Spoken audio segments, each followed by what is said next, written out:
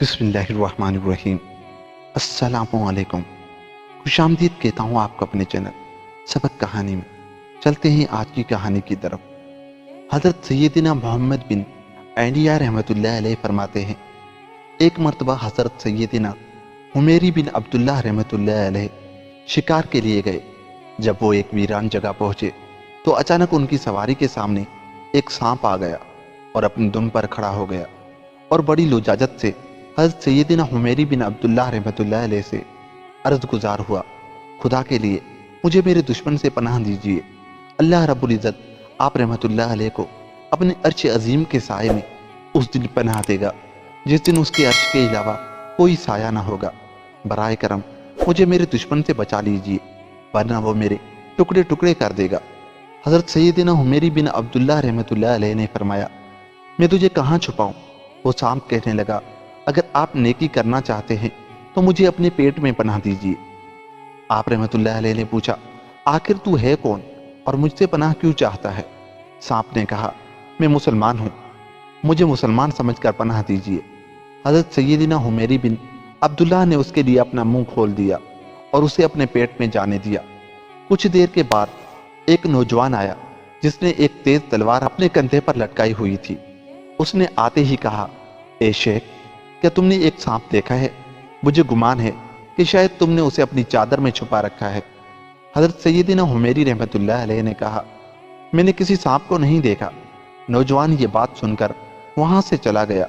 اس نوجوان کے جاتے ہی سانپ نے اپنا منہ نکالا اور پوچھا، کیا میرا دشمن جا چکا؟ آپ رحمۃ اللہ علیہ نے فرمایا، ہاں وہ جا چکا، اب تو بھی میرے جسم سے باہر آ تاکہ مجھے تکلیف نہ ہو۔ تو وہ مکار سانپ کہنے لگا، اب تو میں تیرے جسم سے باہر نہیں آؤں گا، اب تیرے لیے دو راستے ہیں، یا تو میں تجھے زہر سے ہلاک کر دوں گا یا تیرے دل میں سوراخ کر دوں گا۔ آپ رحمۃ اللہ علیہ نے اس سے کہا، تو مجھے کس دشمنی کی وجہ سے سزا دینا چاہتا ہے؟ سانپ نے کہا، تو بہت احمق ہے، تو نے مجھے نیکی کے لیے منتخب کیا۔ کیا تو مجھے نہیں جانتا کہ میں نے تیرے باپ آدم سے کس طرح دشمنی کی؟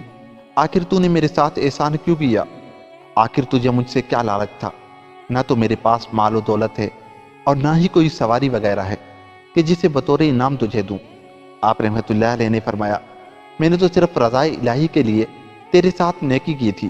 اگر تو مجھے مارنا ہی چاہتا ہے تو مجھے پہاڑ پر جانے دے تاکہ میں وہیں رہ کر اپنی جان دے دوں۔ سانپ نے کہا، ٹھیک ہے، تم پہاڑ پر چلے جاؤ۔ چنانچہ آپ رحمۃ اللہ علیہ پہاڑ پر آئے اور موت کا انتظار کرنے لگے۔ جب آپ رحمۃ اللہ علیہ پہاڑ پر پہنچے تو اچانک وہاں ایک نوجوان نظر آیا جس کا چہرہ چودھویں کے چاند کی طرح روشن تھا۔ اس نے کہا، اے شیخ، آپ یہاں زندگی سے مایوس ہو کر موت کا انتظار کیوں کر رہے ہیں؟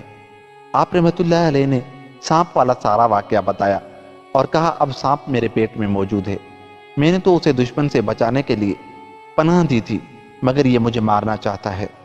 اس نوجوان نے کہا، میں آپ رحمۃ اللہ علیہ کی مدد کے لیے آیا ہوں۔ پھر اس نے اپنی چادر سے ایک بوٹی نکالی اور آپ رحمۃ اللہ علیہ کو کھلائی۔ جیسے ہی آپ نے وہ بوٹی کھائی، آپ رحمۃ اللہ علیہ کا چہرہ متغیر ہو گیا۔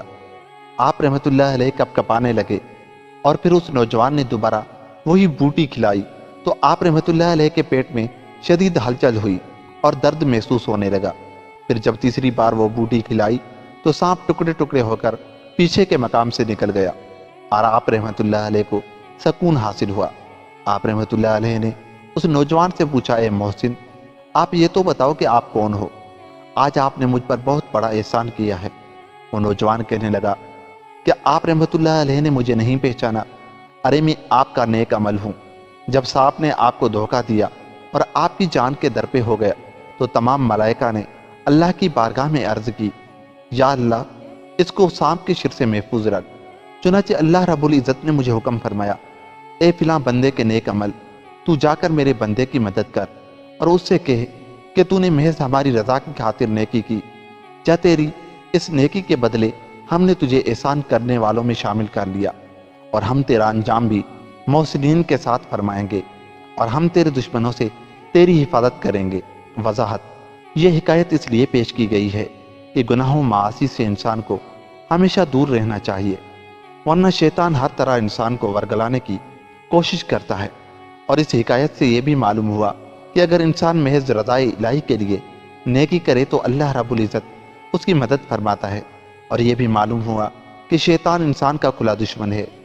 وہ ہر صورت میں آ کر ہر طرح کی جھوٹی قسمیں کھا کر انسان کو ورگلاتا ہے۔ لہذا سمجھدار وہی ہے جو اپنے دشمن کی جانب سے ہر وقت چوکنا رہے اور اس کے ہر وار کو ناکام بنا دے۔ دوستو ہر وقت اللہ تعالیٰ سے شیطان سے بچنے کے لیے پناہ مانگتے رہے۔ ملتے ہیں کسی ایسی ہی ویڈیو کے ساتھ۔ اگر آپ کو ہماری ویڈیو اچھی لگی تو جاتے جاتے چینل کو سبسکرائب کر لیں۔ خدا حافظ۔